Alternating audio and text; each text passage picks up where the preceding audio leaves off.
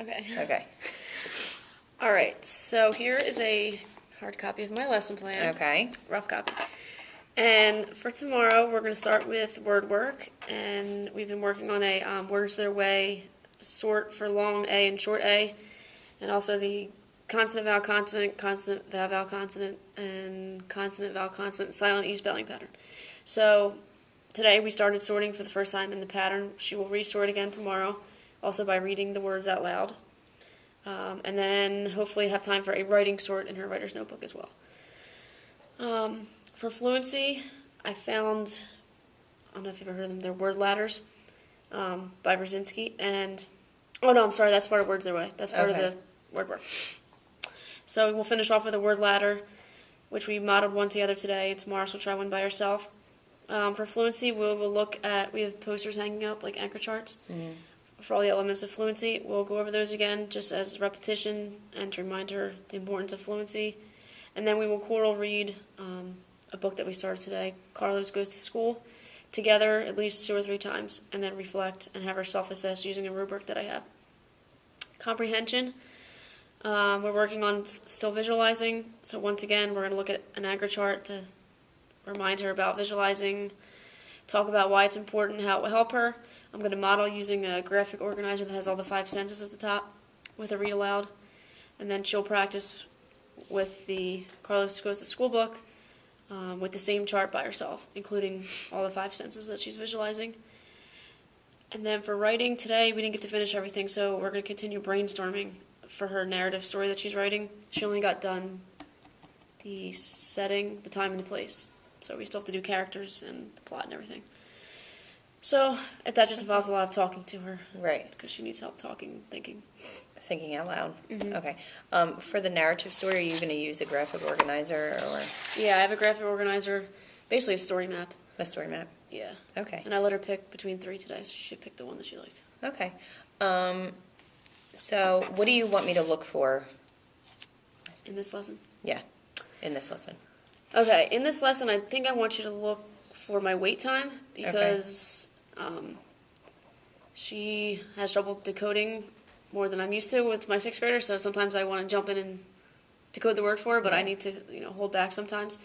So I think I want to work on my wait time. Okay, just how long you're giving her to come up with a response, basically. Okay. All right, so why do you think this is a good lesson at this time? Well, thinking about sequence, I mean, we've been building on these things throughout the lessons. We've been doing the same sort, practicing. Last week we did repeated reading and fluency. This week we're doing choral reading. Comprehension, we've been doing visualizing. I'm trying to get her to move, doing it more independently this week. And writing, we spent all last week coming up with ideas and brainstorming ideas. So now we're moving into pre-writing. Right. So it's been building from previous lessons, and also I just read things from her file and things other tutors did with her, and basically used the testing too to drive my instruction. So. Okay. So how will you know? How will you know that she's understanding or that the lesson was successful? Well, it's a lot of informal assessments, I guess, especially with the sorting. I'm going to listen for her decoding to see that she's reading the long A and the short A sounds, and see if she can sort by the spelling pattern again. The writing sort, I'll be looking to see if she can also spell the words. I don't think she's quite there yet, but fluency, I'm just listening for her pace, the smoothness, the expression that she uses, and just trying to compare it to what she was at the beginning. Comprehension, if she can, come up with a visualization that makes sense with the story, and she's using all the 5 senses, I'm trying to push her to use all the 5 senses, not just what she sees. Right.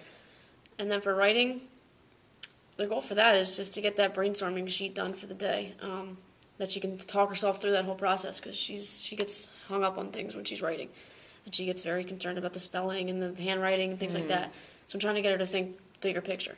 Right. So, I mean, just that she's making progress in all those areas. Right.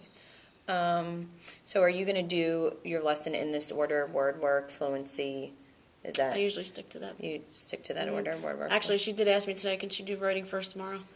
Because she's writing about One Direction, and she's excited about it. So I might change the order, depending. I didn't really think about it yet, but yeah, it wouldn't be a big deal to change the To order. change the order. Okay. All right. So I guess I'm going to be looking for wait time, and how are we going to? How do you want me to track that? I'm gonna have to make up just a chart probably with, I don't know, enough wait time, not enough wait time, and then you can check Okay. and give me. Well, I guess you'll need to give me like specific examples of Yeah. what I didn't. Yeah. So maybe jot down some. Yeah, like take notes. Like of- when you were asking her this, blah blah blah, and just take notes. Okay. All right. Well, I mean, it sounds good to me. I guess I'll be looking for the wait time, and we'll do that with a T chart, and then we have to videotape tomorrow, and we'll meet back on Wednesday. Wednesday, yeah. Okay. Okay. Okay.